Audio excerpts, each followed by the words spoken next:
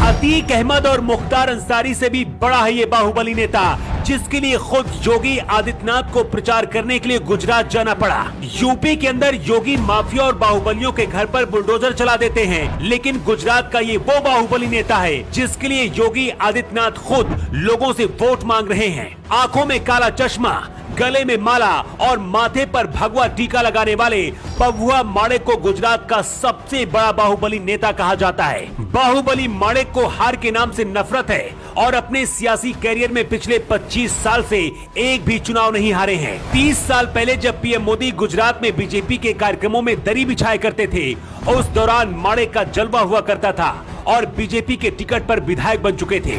कहते इस बाहुबली को हराने वाला अभी तक गुजरात में कोई नहीं पैदा हुआ, लेकिन पहली बार जब अरविंद केजरीवाल ने द्वारका पहुंचकर खुला ऐलान कर दिया तो खुद योगी आदित्यनाथ ने इस बाहुबली को बचाने के लिए मोर्चा संभाल लिया है।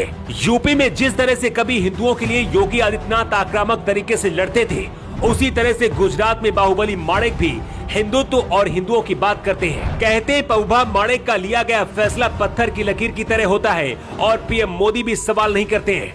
एक बार कथावाचक मुरारी बाबू ने भगवान बलराम को शराबी कह दिया था तो माणेक ने मुरारी बापू को भी मारने के लिए दौड़ा लिया था। जब मोदी गुजरात के मुख्यमंत्री थे, उस दौरान माणेक ने हिंदुत्व और मोदी की नीतियों को लोगों तक ले जाने में अहम भूमिका निभाई थी। यही वजह कि भले ही आज मोदी प्रधानमंत्री बन गए हों, लेकिन माणेक के साथ आज भी दोस्ती बहुत पक्की है। गुजरात के जिस द्वारका में सीएम योगी बाहुबली माणेक के लिए वोट मांग रहे थे, यहाँ से करीब 400 किलोमीटर दूर साबरमती में अतीक अहमद जेल की कालकोठरी में बंद है। अतीक अहमद और मुख्तार अंसारी जैसे लोगों ने गरीब लोगों की जिंदगी तबाह की, माफियागिरी से करोड़ों रुपए लूटे। यही वजह है कि इन माफियाओं को योगी ने जेल में बंद कर दिया। इसके साथ ही काली कमाई से बनाई गई इनकी संपत्तियों को भी जब्त किया गया। लेकिन योगी आदित्यनाथ गुजरात के इस बाहुबली का प्रचार करने क्यों गए हैं, इसे भी समझिए। माणेक बाहुबली माफिया की तरह दिखते तो हैं, लेकिन इन्हें आसपास के लोग मसीहा की तरह मानते हैं, क्योंकि ये लोगों की मदद करते हैं। माणेक पहली बार 1990 में विधायक बने थे।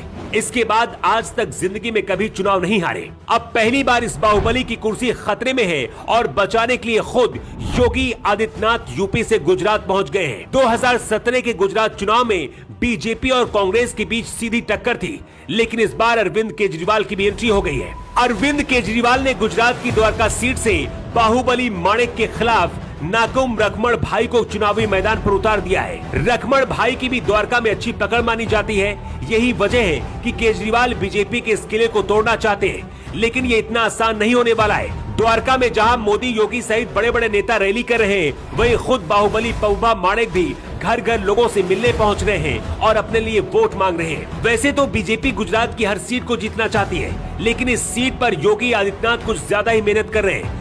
योगी आदित्यनाथ ने गुजरात की द्वारका विधानसभा सीट का कनेक्शन मथुरा और भगवान कृष्ण से भी जोड़ दिया है। सिर्फ इतना ही नहीं, अपने इस दोस्त के लिए पीएम मोदी भी द्वारका में रैली कर चुके हैं। क्या आपको भी लगता है कि बाहुबली माणेक इस बार भी द्वारका से चुनाव जीत जाएंगे या फिर आम आदमी पार्टी यहां से चुनाव जीतेगी? आपकी क्या राय है? आप क्या सोचते हैं? अपना जवाब आप कमेंट बॉक्स पर लिखकर जरूर बताएं।